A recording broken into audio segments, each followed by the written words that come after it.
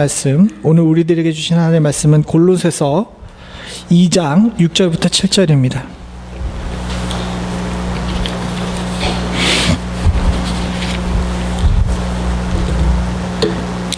골로새서 2장 6절부터 7절. 우리가 한 목소리로 함께 있죠. 같이 봅니다. 시작.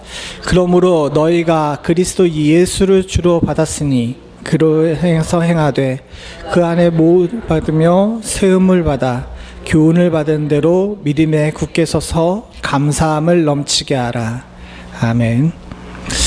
사실 지금 지구상에 예수 믿는 사람들의 숫자가 거의 25억에 가깝다 그러죠. 물론 그 통계는 천주교인을 포함하고 유사 기독교인들을 포함해서 그렇다고 이야기하는데, 어쨌든 70억 인구 중에서 3분의 1이 예수를 믿는 겁니다. 그리고 신앙생활을 한다고 나름 신앙생활을 하죠. 근데 사실 신앙생활을 한다는 게 그렇게 쉽지가 않아요. 그리고 신앙생활에 정답이 없습니다. 여러분, 신앙생활을 잘한다 그러게 되면 어떻게 하는 것이 잘하는 거예요? 예? 어떻게 하는 것이 신앙생활을 잘하는 겁니까?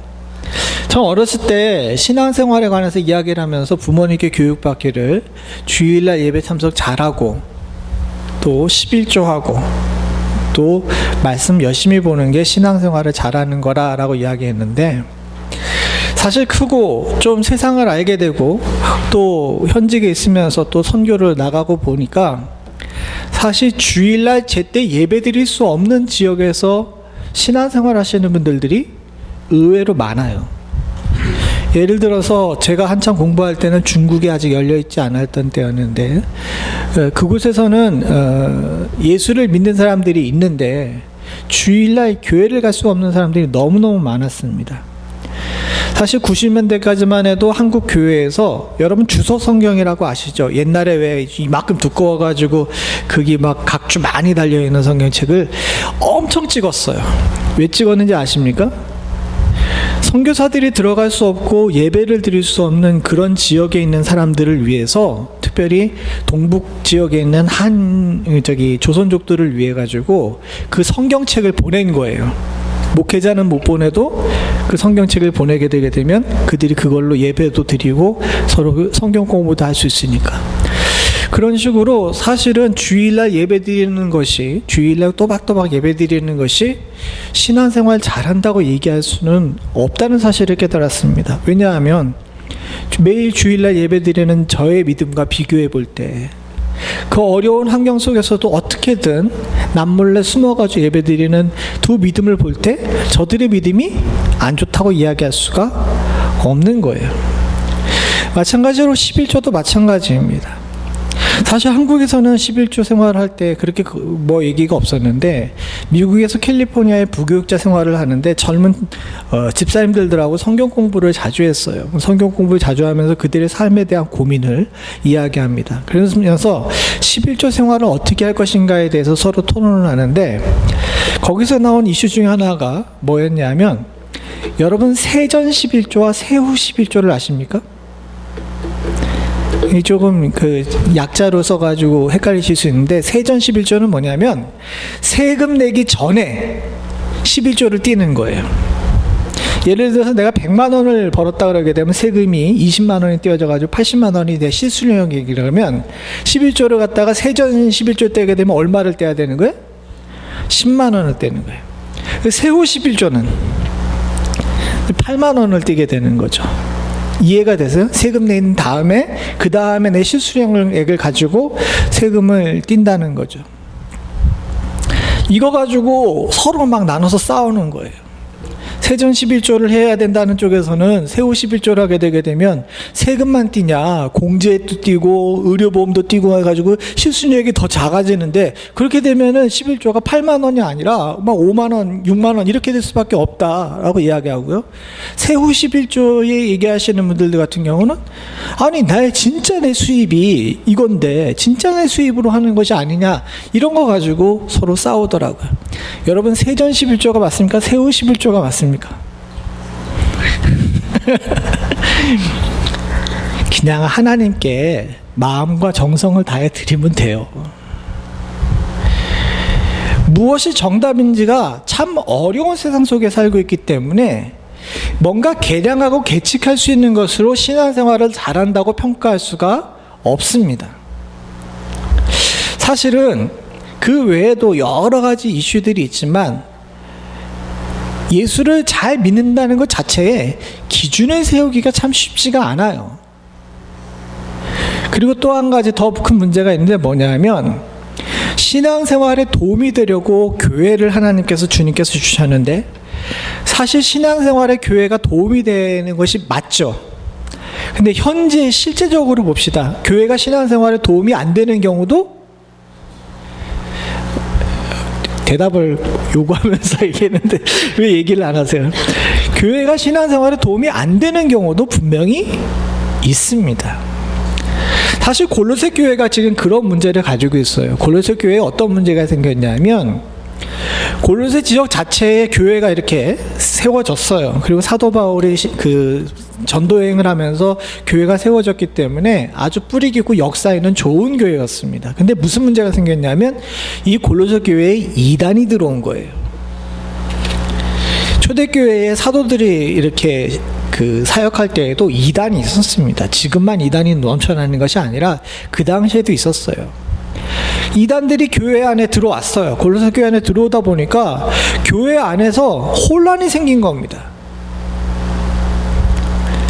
그래서 막 이렇게 믿어야 옳다, 저렇게 믿어야 옳다라고 이야기하면서 많은 사람들이 이야기하는 거예요. 누구는 할례를 받아야 된다, 누구는 비밀 성경 공부를 해야 된다, 막 이런 식으로 교회를 막 어지럽게 하는 사람들이 많이 있으면서 골로새 교인들이 어떻게 하는 것이 예수를 잘 믿는 것인가에 관해서 혼란스러워되기 시작한 거예요. 마치 지금 우리가 제가 아까 전에 말한 그런 기준으로 과거에 70년대, 80년대 한국 교회가 신앙생활 잘하는 것을 기준으로 세웠는데 90년대, 2000년대 되니까 그것이 잘 적용이 안 돼서 교회가 혼란을 겪었던 것처럼 똑같은 혼란을 겪은 겁니다. 이런 상황 속에서 사도 바울이 혼란스러워하는 골로새 교회 성도들에게 이렇게 하는 것이 신앙생활 잘하는 것이다. 좀 유식한 말로 성경적인 표현으로 하게 되면 이렇게 하는 것이 그리스도 안에 사는 삶이다 라고 가르쳐주기 위해서 쓴 성경이 골로새서입니다.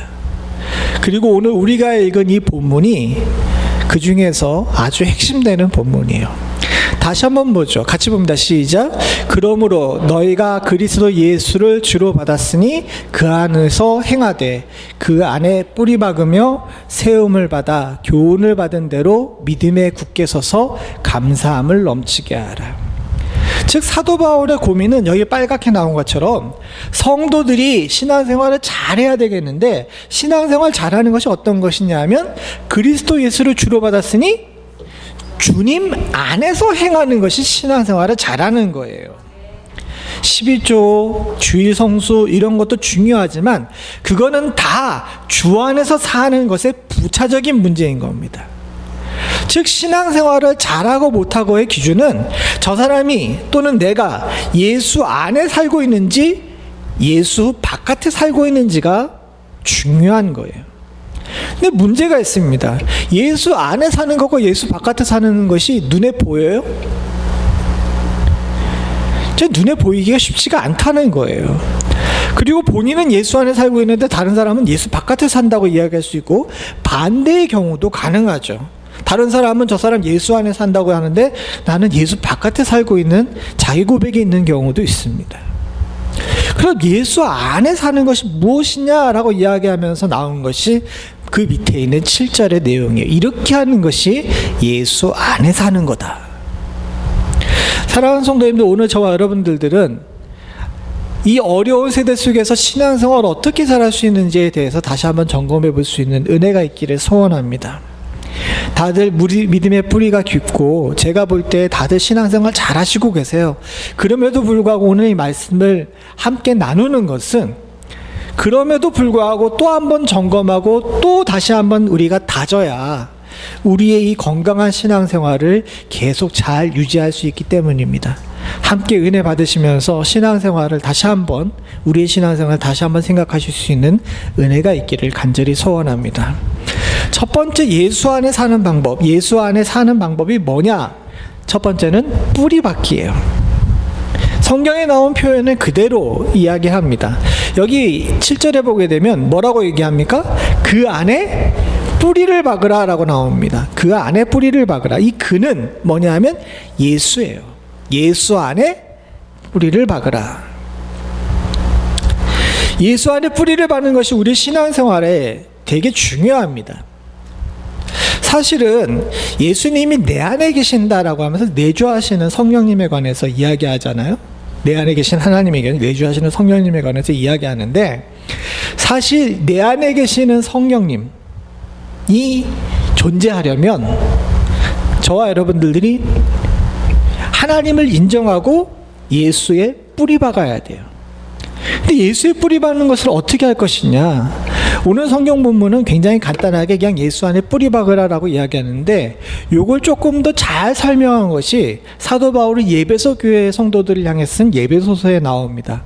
예배소서 3장 17절에 같이 한번 읽어보죠. 시작. 믿음으로 말미암아 그리스도께서 너희 마음에 계시게 하옵시고 너희가 사랑 가운데서 뿌리가 박히고 터가 굳어져서. 여기도 똑같은 표현이 나오죠. 서로 다른 성경인데 예배소서에도 뿌리를 박는다 그러는데 어디에 뿌리를 박으라 그래요? 사랑 가운데 뿌리를 박으라는 거잖아요. 근데 여기서 사랑 가운데는 뭐냐면 성도와 성도 사이의 사랑을 이야기하는 것이 아니라 저 사랑 가운데는 그리스도의 사랑을 이야기하는 거예요. 그리스도의 사랑 가운데 뿌리를 박고 그 안에서 터가 굳어져야 된다는 겁니다. 그러면 그리스도의 사랑 가운데 뿌리를 박으려면 우리가 인정해야 될 것이 있는데 뭐냐면 예수가 우리 마음 안에 계신다는 것을 인정해야 돼요. 근데 예수가 우리 마음 가운데 계시다는 것을 인정하는 것은 여기 표현대로 하게 되면 17절에 제일 먼저 뭐라고 나옵니까? 믿음으로 말미암은 거예요. 즉 뿌리를 박는다는 것은 뭐냐면 지속적으로 내가 잘 믿고 있는지를 갖다가 계속 확인하는 작업이 필요하다는 겁니다. 이 확인하는 작업이 뭐냐? 그래서 모이기에 힘쓰라 그러는 거예요. 성경에서 성도들에게 모이기에 힘쓰라 그러면서 예배에 참석하는 것을 독려하고 목회자들이 주일날 교회 나오라고 하는 것은 목사 얼굴을 보러 나오라는 것이 아닙니다. 믿음을 계속 확인하는 작업이 있어야 된다는 거예요. 그것이 바로 우리 마음 가운데 예수께서 계시고 내가 예수 안에 뿌리 박을 수 있는 첫 번째 작업입니다. 그래서 믿음은 뭐에서 나온다 그래요? 들음에서 나온다 그러죠. 그러니까 여러분 주일날 예배를 빠져야 되겠어요? 말아야 되겠어요? 주일날 예배 열심히 나오십시오. 신앙이 믿음이 잘 안 생긴다 할지라도 계속 듣게 되게 되면 믿음이 생길 뿐만 아니라 여기 나온 것처럼 내 안에 예수님이 계심을 갖다가 지속적으로 확인할 수 있는 작업이 되기 때문에 우리가 예수 안에 든든히 뿌리를 박을 수가 있는 것입니다. 주일날 예배 나올 수 있음에도 불구하고 예배 자리를 지키지 않는 것은 믿음을 방치하는 거예요. 그 얘기는 간단하게 표현하게 되면 뭔가를 심어놓고 물을 잘 안 주는 것과 똑같습니다. 그럼 어떻게 돼요? 죽어요. 제가 아시는 분들 아시겠지만 손대는 것마다 죽이는 재주를 가지고 있잖아요. 그래서 뭔가를 심으면 반드시 죽여요. 심지어는 제가 중학교 때 우리 선생님께서 내가 내가 낸 시험 문제를 갖다가 이번 기말고사에 100점을 맞는 사람한테는 내가 키우는 아주 귀한 선인장을 줄게 하고 약속을 하셨는데 제가 전교에서 유일하게 수학을 만점을 맞았거든요. 그래서 그 선인장을 받았어요. 그러면서 선생님이 나이 많으신 분이셨는데 신신당부하셨어. 이거 굉장히 비싼 거니까 잘 키우라고. 근데 제가 그것을 제대로 키웠을까요? 못 키웠을까요? 죽었어요. 한 6개월쯤 지난 다음에 그 선생님이 선영아, 선인장 잘 크냐라고 물어보셨어. 근데 죽었다고 말씀을 드렸죠. 근데 왜 죽였냐 그러더라고요. 사실은 선인장만큼 잘 키우기가 쉬운 게 없다고 그러시면서 왜 죽였냐 그러셔가지고 그냥 집안에 화분에 담아가지고 내 책상에다 놨는데 그냥 죽었어요라고 이야기를 했습니다. 그랬더니 선생님이 하신 얘기가 물은 줬냐 그러더라고요. 선인장이 왜 물을 줘요? 그랬지. 그랬더니 이 멍청한 자식아 그러면서 중학교 2학년인 저의 꿀밤을 때리시면서 막 야단을 치셨어요. 그러면서 얘기하시는 것이 선인장에도 물을 줘야 된다는 것을 가르쳐 주시더라고요. 여기에 종종 나는 선인장 같은 믿음을 가지고 있어요 라고 하시는 분들이 간혹가다 계십니다. 그래서 나는 굳이 교회나 주일 예배 같은데 안 참석해도 스스로 믿음 잘 지켜요 라고 이야기하시는 분들이 간혹 계세요. 그런데 사랑하는 성도님들, 그럼 죽습니다. 제가 물 안 줘서 선인장을 죽인 것처럼 그렇게 죽어요. 아무리 건강한 믿음을 가지고 뿌리 깊은 신앙을 가졌다 할지라도 예배에 나와서 말씀을 듣고 물 안 먹으면 죽습니다. 사랑하는 성도님들, 주 안에서 신앙생활의 굳건함을 지키기 위해서 말씀을 보고 듣는 일에 힘쓰실 수 있는 은혜가 있기를 간절히 소원합니다. 또 한 가지 이야기하고 있는 것이 뭐냐 여기 나와 있는 17절에 뒷부분에 나와 있는 건데 사랑 가운데가 중요해요. 우리가 뿌리가 깊게 박혀가지고 신앙생활을 잘하려면 예수님의 사랑을 계속 곱씹어야 됩니다. 그렇잖아요, 여러분. 지금에서야 뭐나 우리 결혼 생활한 지 오래됐으니까 좀 부끄럽다고 생각하시는데 우리 옆에 그 부부끼리 앉아 계시는 분들 서로 얼굴을 보고 한마디 해주세요. 여보 사랑해 한번 해보세요. 왜 못해? 근데요, 여러분 신혼 때를 생각해 봅시다. 눈만 마주치면 어떻게 해야 돼요? 사랑한다고 자꾸 이야기하고, 만약에 사랑한다고 얘기 안 하게 되면 막 화를 내. 여보 사랑이 식었어? 막 이러면서 막 화를 내요. 왜 그럴까요?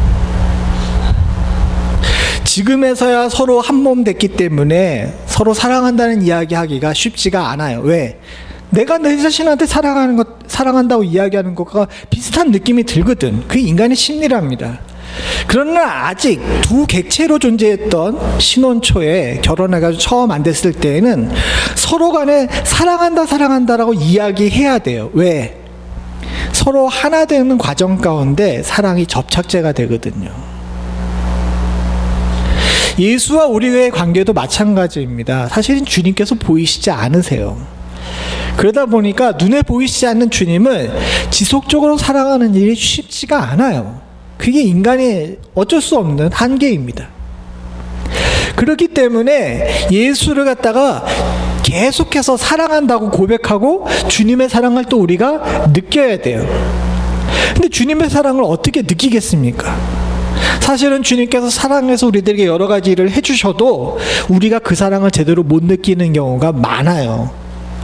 그렇기 때문에 우리가 한 가지 해야 될 일이 있는데 그것이 뭐냐면 주님의 사랑을 지속적으로 확인하기 위해서 해야 될 일이 있습니다. 여기 앞에 안 나올 거니까 우리 한번 성경을 찾아보죠. 일부러 안 넣습니다. 시편 13편입니다.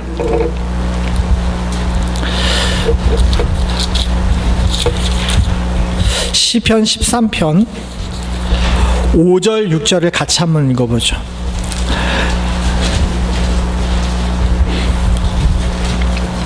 시편 13편 5절 6절 구약성경 811페이지입니다. 같이 한 목소리를 읽습니다. 시작. 나는 오직 주의 사랑을 의지하여 싸우니 나의 마음은 주의 구원을 기뻐하리이다. 내가 여호와를 찬송하오리니 이는 주께서 내게 은덕을 베푸심이니이다. 사랑하는 성도님들, 뭐라 그러십니까? 주의 사랑을 의지하며 산다 그러죠? 이걸 어떻게 확인하고 있어요? 찬송으로 확인하고 있어요. 나는 오직 주의 사랑을 의지하여 싸우니 내가 여호와를 찬송하리니, 이게 두 개가 대꾸를 이루고 겹쳐 있잖아요. 사랑하는 성도님들과 제가 주님의 사랑을 지속적으로 확인하려면 찬송하세요. 입에 붙는 찬송을 두시고 지속적으로 찬송하시길 바랍니다. 그것이 실제적으로 주님의 사랑을 느끼고 그 사랑 가운데 살고 있음을 갖다가 잊지 않고 기억하는 방법이에요. 어느 순간인가 오늘날 많은 분들이 예수 믿는 것을 부끄러워해서 찬송하는 것을 멈추는 경우가 많이 있습니다. 근데 과거에 생각해 보십시오. 제대로 배우지도 못했던 우리의 전 세대의 많은 어머님들이, 권사님들이 부엌에서 일할 때도, 심지어는 시장에서 나무를 팔 때도 찬송하셨어요. 사실 음정도 박자도 제대로 안 맞는 그런 찬송들을 계속 흥얼흥얼 대시면서 찬송하셨습니다. 그들의 찬송 가운데는 그들의 삶이 고단함에도 불구하고 얼굴을 밝게 만드는 힘이 있었고요. 그들의 찬송 가운데서는 다 무너져가는 집을 가지고 있음에도 불구하고 장래에 대한 희망을 담고 있었습니다. 왜? 그 찬송 가운데 예수의 사랑이 있음을 스스로 느꼈기 때문이죠. 오늘날 우리가 가장 못하는 것 중에 하나가 바로 그것인 것 같습니다. 사랑하는 성도님들, 우리의 선배들이 그랬던 것처럼 예수의 사랑 안에 살고 있음을 찬송으로 고백하고 기억하실 수 있는 은혜가 있기를 간절히 소원합니다. 주님 안에 뿌리박기 위해 말씀 듣는 일을 게을리하지 마시고 찬송하는 일을 쉬지 않으신다면 충분히 주님 안에 뿌리 박힌 삶을 사실 수 있을 줄로 믿습니다. 두 번째로 이야기하는 것이 있는데 뭐냐면 굳게 서는 거예요. 뿌리가 제대로 박히게 되게 되면요, 나무가 굳게 서요. 사실 우리 교회 나무는 유독 이게 가지가 약한 나무라 이 가지가 부러졌는데, 요번에 전기가 나가게 한 많은 나무들을, 길가에 이렇게 쓰러진 나무들을 보니까 뿌리채 넘어갔더라고요. 이 동네 나무들은 좀 부실해. 이 부실하고 안 부실하고를 어떻게 알 수 있습니까? 얘 뿌리가 깊이 안 박히고 옆으로 퍼져요. 그럼 어떻게 됩니까? 비바람이 불면 그냥 후딱 넘어가 버리죠. 믿음의 단계도 마찬가지입니다. 뿌리를 깊이 내리고 똑바로 서야지 비바람에도 안 넘어가요. 골로새 교회 성도들이 문제가 뭐였냐면요, 신앙생활 잘하는 것처럼 보였는데 뿌리가 약한 데다가 비바람이, 이단이라는 비바람이 오니까 성도들이 다 휘청휘청 돼버리는 거예요. 심지어는 교회 리더들마저도. 그래서 사도 바울이 안타까운 마음으로 뿌리를 깊게 받고, 주의 사랑 안에 뿌리를 깊게 받고 굳게 서라는 거예요. 굳게 서는 방법이 뭘까? 7절에 빨간 부분만 읽어보죠. 시작. 세움을 받아 교훈을 받은 대로 믿음에 굳게 서서. 여기서 뭐라고 얘기하냐면 세움을 받아 교훈 받은 대로라고 이야기해요. 두 가지가 나옵니다. 하나는 교훈을 받으라는 것과 세움 받은 대로 이렇게 나오는 거예요. 이게 무슨 얘기냐 하게 되면, 사도들과 이걸 알려면 예배소서 2장 20절을 한번 읽어봐야 됩니다. 같이 봅니다. 시작. 너희는 사도들과 선지자들의 터 위에 세움을 입은 자라. 그리스도 예수께서 친히 모퉁이 돌이 되셨느니라. 조금 이해가 되시죠? 앞에 보게 되게 되면 세움받아 교훈받은 대로라고 나와 있는데, 그 얘기를 풀어 얘기하게 되면 사도들과 선지자들의 터 위에 우리가 어떻게 됐다는 거예요? 세워졌다는 거예요. 그럼 사도들과 선지자들의 터가 뭐냐? 두 가지를 얘기할 수 있습니다. 첫 번째는 뭐냐면 말씀이에요. 사도들과 선지자들이 뭐 했어요? 말씀을 가르쳤잖아요. 또 하나는 뭐냐면 유전이에요. 우리로 얘기하게 되면 전통이죠. 물론 성경에서는 장로들의 유전이 조금 이렇게 부정적인 단어로 쓰이는 경우가 많이 있습니다. 그러나 여기서는 그걸 부정적으로 쓰지 않았어요. 왜? 바리새인들이 따른 유전은 저들의 조상이 자의적으로 해석한 전통이지만, 우리의 유전은, 우리들의 전통은 뭐가 기초가 된 거예요? 여기 20절에 보니까 예수께서 친히 모퉁이 뚫이 됐다 그러시면서 예수께서 친히 기초가 되셨다라고 이야기한 거예요. 예수가 친히 기초가 된 전통을 갖다가 귀하게 여길 줄 알아야 됩니다. 오늘날 한국 교회들이 우리 조상들에게 물려받은 좋은 기독교적인 전통들을 갖다가 기복신앙이라는 이유로 무시하는 경우가 많이 있어요. 사실 그걸로 부정할 수 없습니다. 신학적으로 보게 되면 한국 교회가 한동안 성공신학이라 그래가지고 예수 믿으면 성공한다고 잘못 가르쳤던 것도 분명히 있습니다. 그러나 그렇게 잘못된 부정적인 부분도 있지만 한편으로 보게 되면 제가 아까 전에 말씀드렸던 우리 할머니들, 권사님들이 찬송 입에 달고 다니시면서 저들의 신앙을 지켰던 것처럼 한국 교회에 귀한 전통들이 있어요. 이 전통들을 말씀과 함께 잘 지키는 것이 우리들을 굳게 서게 하는 방법입니다. 그래서 신앙의 유산을 물려준다 그래서 부모가 잘 믿어가지고 자녀를 잘 가르치게 되는 것이 굉장히 중요해요. 오늘 제가 찾아보진 않지만 신명기 7장 12절부터 15절에 보게 되게 되면 여기에 대한 이야기가 나옵니다. 신명기 7장 12절부터 15절입니다. 제가 찾아보려고 그랬는데 찾아서 읽을까요? 이미 다 찾으시니까 함께 있죠. 구약성경 273페이지입니다. 신명기 7장 12절부터 15절입니다. 이건 좀 기니까 한 절씩 우리가 나눠서 보죠.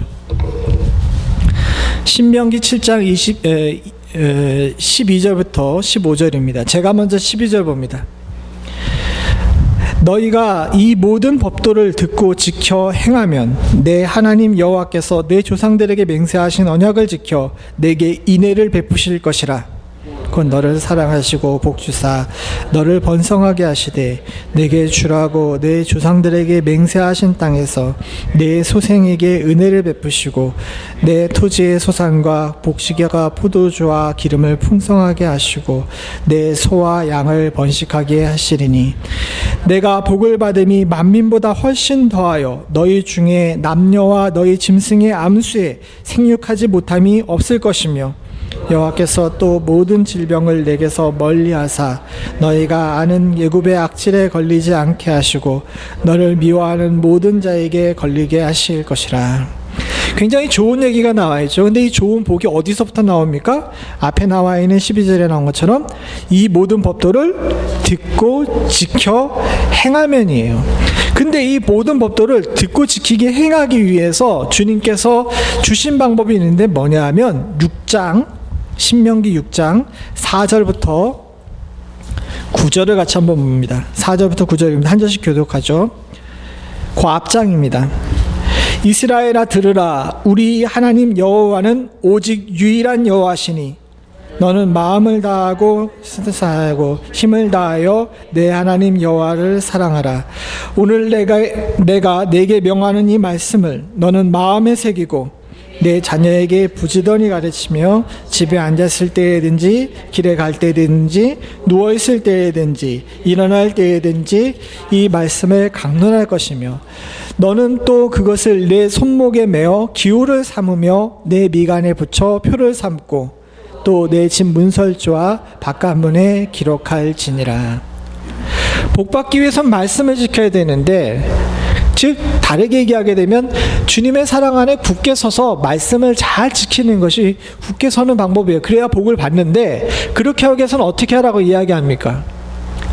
말씀을 나온 것처럼 마음을 다하고 뜻을 다하고 힘을 다하여서 여호와를 사랑하며 말씀을 마음에 새기고 그 다음에 어떻게 해야 돼요? 자녀들에게 가르쳐야 돼요. 부지런히 가르쳐야 됩니다. 또한 더불어 부지런히 가르치는 것뿐만 아니라 자녀들은 부모가 이야기하는 하나님 말씀을 귀담아 들을 줄 알아야 돼요.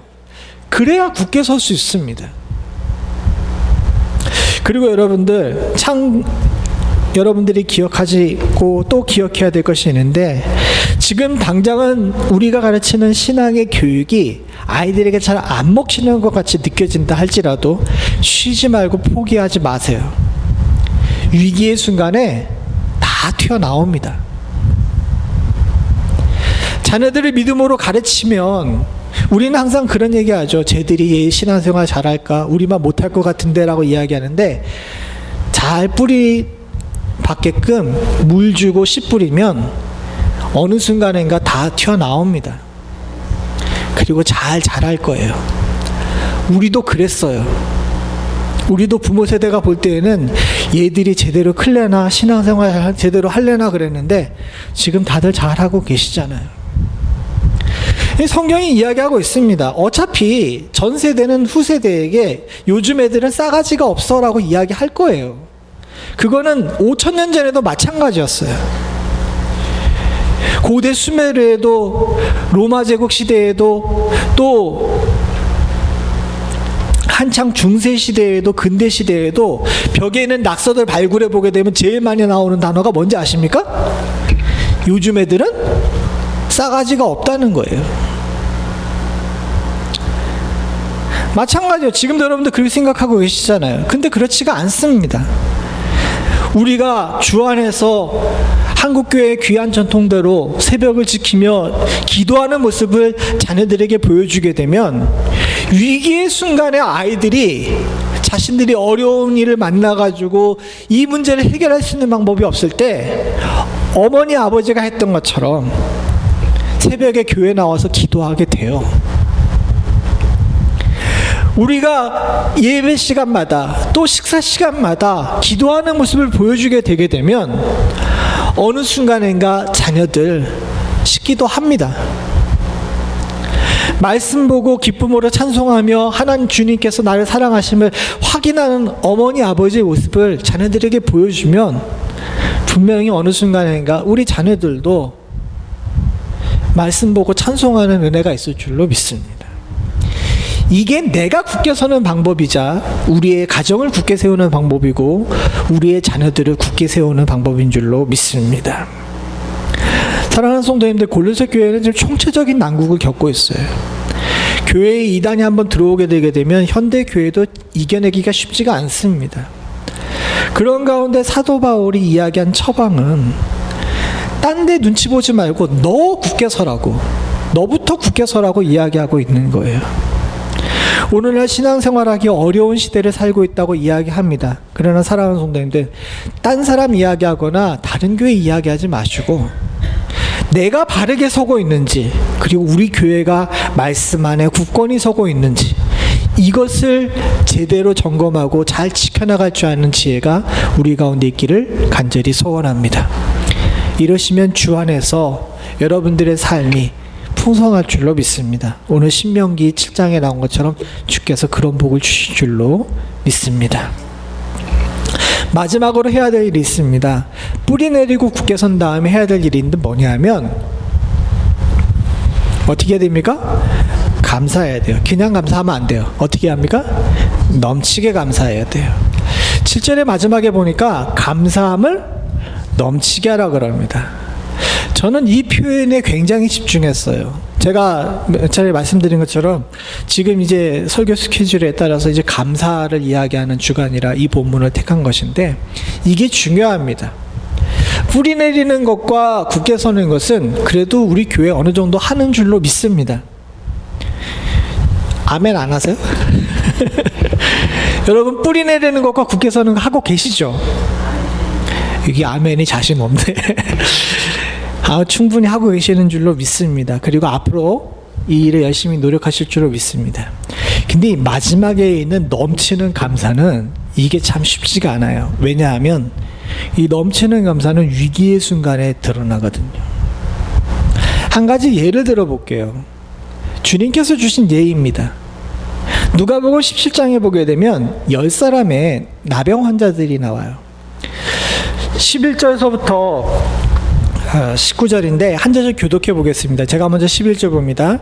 예수께서 예루살렘으로 가실 때에 사마리아와 갈릴리 사이로 지나가시다가 한 마을에 들어가시니 나병 환자 10명이 예수를 만나서 멀리 서서 소리를 높여 이르되 예수 선생님이여 우리를 불쌍히 여기소서 하거늘 보시고 이르시되 가서 제사장들에게 너희 몸을 보이라 하셨더니 그들이 가다가 깨끗함을 받은지라.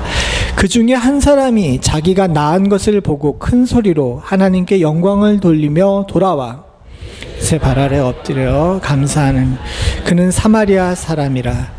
예수께서 대답하여 이르시되 10사람이 다 깨끗함을 받지 아니하였느냐? 그 9은 어디 있느냐? 이 이방인이 외에는 하나님의 영광을 돌리러 돌아온 자가 없느니라 하시고, 함께 읽겠습니다. 그에게 이르시되 일어나 가라, 내 믿음이 너를 구원하였느라 하시더라. 저는 이 10명의 이 나병 환자들, 옛날에는 문둥병이라 그랬죠. 문둥병 환자들에 대해서 한번 집중해 보게 됩니다. 이 10명의 문둥병 환자들은 굉장히 어려운 가운데 절박했어요. 그렇죠? 그리고 이들이 예수의 소식을 들었을 때 목숨을 걸었습니다. 무슨 얘기냐 하게 되면, 여기 11절에 보게 되면 예수님께서 예루살렘으로 가시다가 사마리아와 갈릴리 사이로 지나가시다라고 이야기했어요. 즉 예수님이 이제 유월절을 지키기 위해서 이제 가시고 계시는 중이에요. 그런 중에 12절에 보게 되면 한 마을에 어떻게 했다 그럽니까?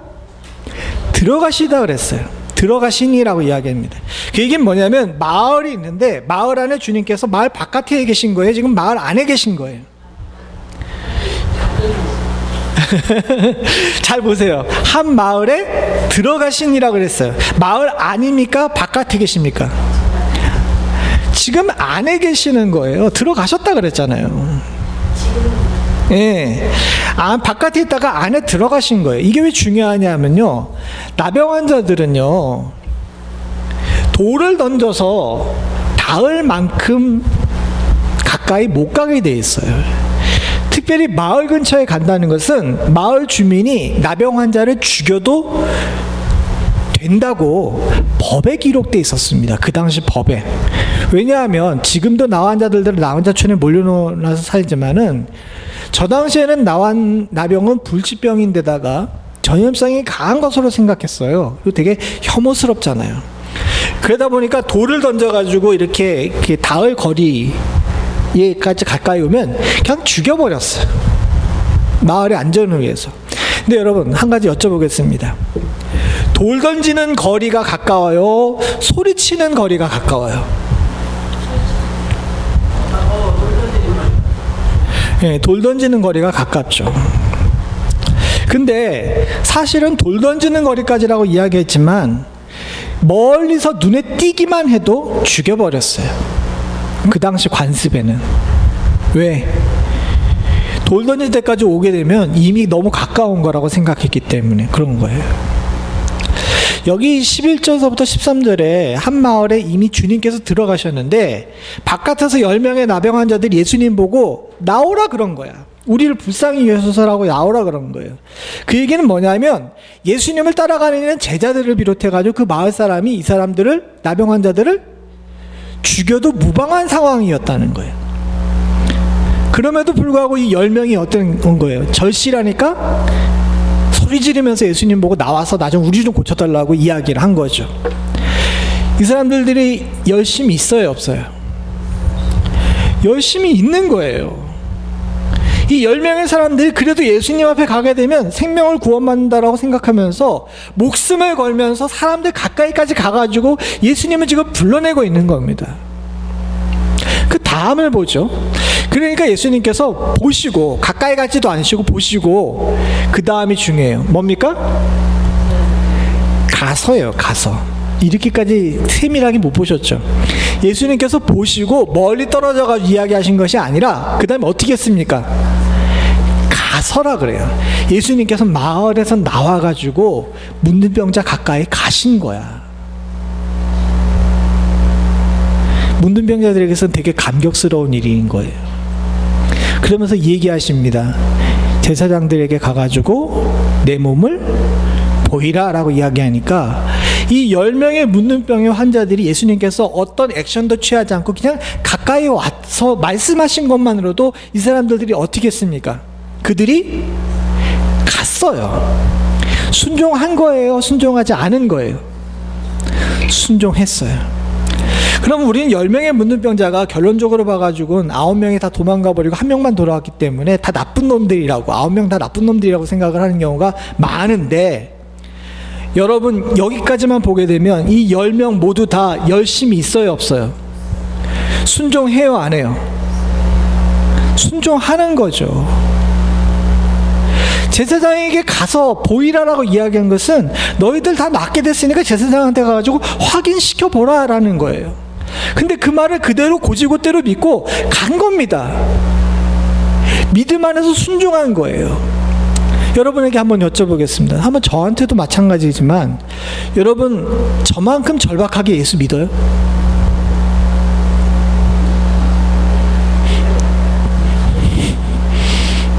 그럼 하나만 더 물어볼게요. 이건 뭐 조금 대답하기가 좀 그렇다 치지만 저만큼 절실하게 순종해요? 주님 말씀에? 우리는 저 도망간 99명에 대해서 욕하는데 잘 생각해 보게 되면 저 9명도 우리보다 훨씬 더 믿음이 좋았는지도 몰라요. 더 열심히 있고 더 순종합니다. 근데 저렇게 열심히 있고 순종하던 사람들이 결국 낫게 되니까 그 다음이 문제인 거예요. 어떻게 됩니까? 다 자기가 도망갔어요. 다 이렇게 떠나가 버린 거예요. 그리고 그 중에서 한 사람만 돌아왔습니다. 그러면 생각을 해봅시다. 10명의 문둥병자들 중에서 한 사람만 돌아왔는데 9명은 예수님이 고마웠을까요? 안 고마웠을까요? 상식적으로 생각해봐요. 다른 9명 예수님 고마워했을까요? 안 고마워했을까요? 고마워했겠죠. 근데 왜 한 명만 돌아왔을까?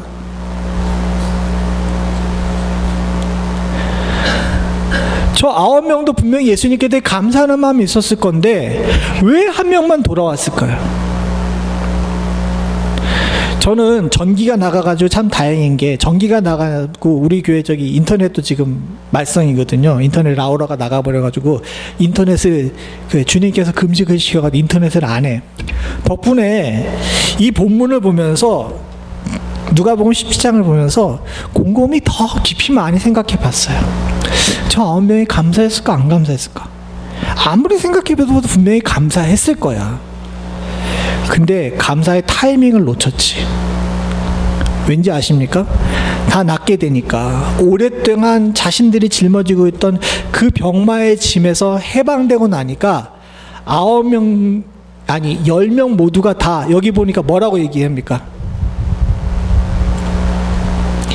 큰 소리로 하나님께 영광을 돌린다 그러잖아요. 익사이팅한 거야. 너무 기쁘고 즐거운 거야. 그러니까 한 명은 주님 생각해가지고 주님께 돌아왔지만 9명은 누구한테 찾아갔을까요? 자기가 병 나은 것들을 자랑하고 자기 병 나을 것을 기대했던 사람들에게 찾아가고 너무 기쁜 나머지 자신의 기쁨을 주체할 수 없어가지고 그것을 풀 수 있는 그런 방법을 찾아서 떠나갔겠죠. 근데 딱 한 사람만 주님께 돌아왔어요. 이걸 어떻게 그럴 수가 있었냐는 거죠. 아까 말씀드린 것처럼 10명 모두가 다 감사하는 마음을 가지고 있었지만 한 사람만 자신의 감정과 자신의 상황에 대한 이해를 넘치는 감사를 유일하게 가지고 있었던 거예요. 모두가 다 감사하는 마음을 가졌지만 다른 9명은 감사하는 마음보다 자신의 익사이팅한 마음이 더 어떻게 된 겁니까? 더 위에 있었던 거야. 그러니까 감사하는 마음이 있어도 이 감사가 자기를 주도하지 못하고 이 익사이팅하는 마음이 더 나를 이끌게 되는 거죠. 그래서 나는 골로새서에 나와는 감사를 넘치게 하라 그랬는데 왜 넘치게 하랬을까? 그냥 감사하라가 아니라 감사를 넘치게 하라 그런 이유에 대해서 생각을 해보니까 여기 나와 있는 이 9명의 문둥이와 1명의 문둥이 중에서 이 1명이 다른 사람 모두도 다 감사가 있었지만 이 1명이 넘치는 감사의 본이라는 사실을 깨닫게 됐습니다. 사랑하는 성도님들, 이게 중요한 거예요. 여러분 감사하십니까? 안 감사하십니까? 감사하죠. 오늘 특별히 마지막 찬양이 은혜 찬양 부르실 때 여러분 모두 다 하나 주님의 은혜에 감사하시죠. 근데 사랑하는 성도님들, 중요한 것이 있는데 뭐냐면 우리가 위기의 순간에 내 감정을 절제할 수 없는 그 순간에도 감사가 더 넘쳐야 돼서 감사가 제일 위에 표면에 드러나야 된다는 겁니다. 이게 신앙생활 예수 안에 사는 삶의 중요한 거예요. 다들 감사합니다. 왜 감사 안 하겠어요? 근데 주님께서는 거기서 멈추는 것이 아니라 모든 것에서 감사가 주도할 만큼 감사가 넘쳐야 된다는 거예요. 이게 왜 중요한지 아십니까? 그 다음이 중요해요. 예수의 발 아래 엎드려서 감사하니 라고 이야기하는데 그 다음에 주님께서 물어보십니다. 10사람이 다 깨끗함 받지 아니하였느냐? 그 9은 어디 갔느냐? 주님께서 그 9명이 감사하는 마음이 있다는 걸 모르셔서 저런 얘기를 했을까요? 아니에요. 그냥 감사로는 부족해요. 감사가 넘쳐서 그 즉시 주님 앞에 나와서 감사할 줄 아는 사람에게 주님께서 뭐라고 얘기하시냐면 19절 같이 보겠습니다. 시작. 그에게 이르시되 일어나 가라. 내 믿음이 너를 구원하였느니라. 10명 모두가 나음을 받았지만 구원 얻은 사람은 한 사람뿐이었습니다.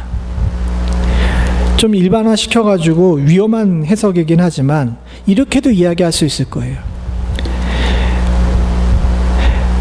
열심히 있고 순종하며 감사할 줄 아는 사람 9명이 있는데 주님께서는 열심히 있고 순종하며 넘치게 감사하는 한 사람에게만 구원을 선포하신 겁니다.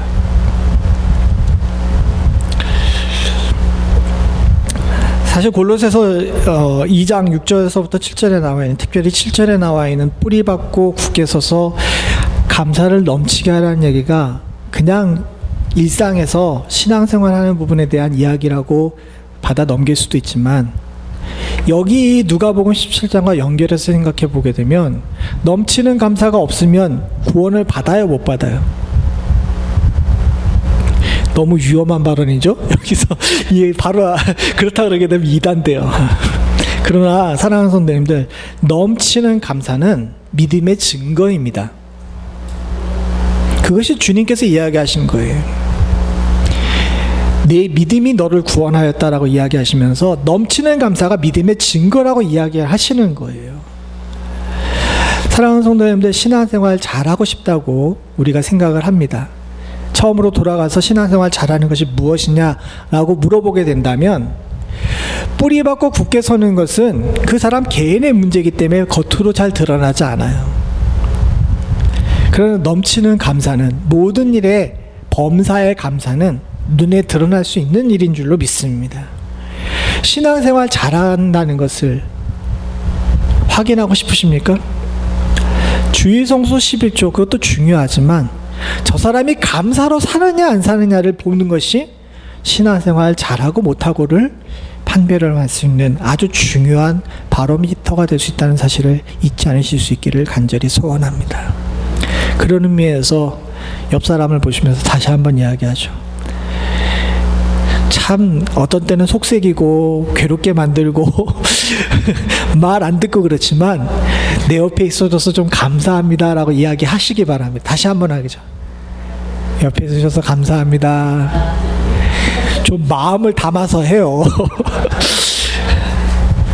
사랑하는 성도님들, 주님께서 여러분들에게 가족을 주심에 감사하시고 교회를 주심에 감사하시고 우리가 이 땅에 살게 하심에 감사하시고 여러분들에게 여러분들의 잘한 일을 주심에 감사하시고 일터를 주심에 감사하시고 무엇보다도 예수 알게 하심에 감사하실 수 있는 은혜가 있기를 간절히 소원합니다.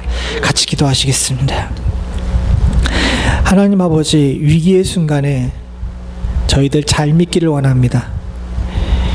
예수 믿는다라고 이야기하지만 하나님 아버지, 사람과 세상 앞에서 신앙생활의 잘함을 제대로 잘 보여줄 수 없음이 항상 우리들의 마음에 큰 걸림돌됨을 주께 고백합니다.